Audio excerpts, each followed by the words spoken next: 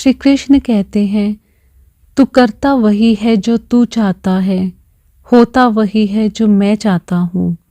तू कर वही जो मैं चाहता हूँ, फिर होगा वही जो तू चाहता है। एक बार एक राजा था जो अपनी प्रजा का बहुत ख्याल रखता था। वह अपनी प्रजा के बीच जाता और उनकी समस्याओं को सुनता था। वह कोशिश करता था कि वह उनकी सभी समस्याओं को दूर कर सके। उसके कर्तव्य निष्ठा के चर्चे दूर दूर तक फैले हुए थे।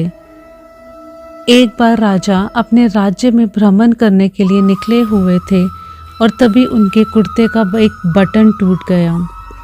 ये देख राजा ने अपने मंत्री को तुरंत बुलाया और उसे आदेश दिया कि वो गांव से किसी अच्छे दर्जी को बुला लाए जो उनके कुर्ते का बटन टांग सके। ये सुन मंत्री ने गांव में एक दर्जी की खोज शुरू कर दी। संयोग से उन्हें एक दर्जी मिल भी गया। गांव में उसकी एक छोटी सी दुकान थी। उस दर्जी को जल्दी ही राजा के पास लाया गया। उस दर्जी से राजा ने कहा कि क्या वो उसके कुर्ते का बटन सिल सकता है। दर्जी ने कहा, ये तो बड़ा ही आसान काम है। दर्जी ने अपने थैले से धागा निकाला और कुर्ते का बटन लगा दिया। राजा बेहद खुश हुआ और उससे पूछा कि वो उन्हें कितने पैसे दे।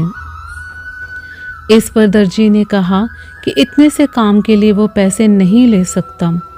इस पर राजा ने कहा कि वो इसकी कीमत ज़रूर देंगे।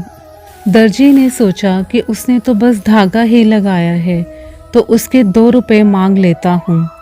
फिर दर्जी ने सोचा कि कहीं राजा ये ना सोचे कि इतने से काम के 2 रुपये, तो गांव वालों से ये कितने पैसे लेता होगा।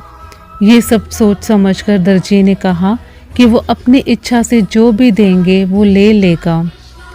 इधर राजा अपने बारे में सोच रहा था। ये सब सुनकर राजा ने अपनी हैसियत के मुताबिक उसे 2 गांव देने का फैसला किया।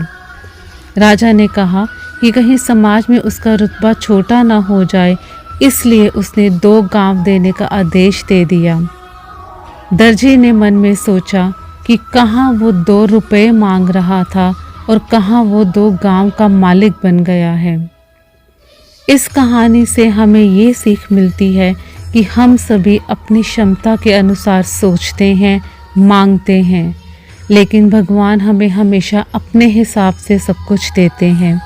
हम छोटा मांगते हैं और कई बार भगवान हमें उनके देने की क्षमता के आधार पर कुछ अच्छा और बड़ा दे देते हैं। इसीलिए गीता में श्री कृष्ण ने भी कहा है कि कर्म करो, फल की इच्छा मत करो, क्योंकि फल देने के लिए तो ऊपर वाला बैठा है ना।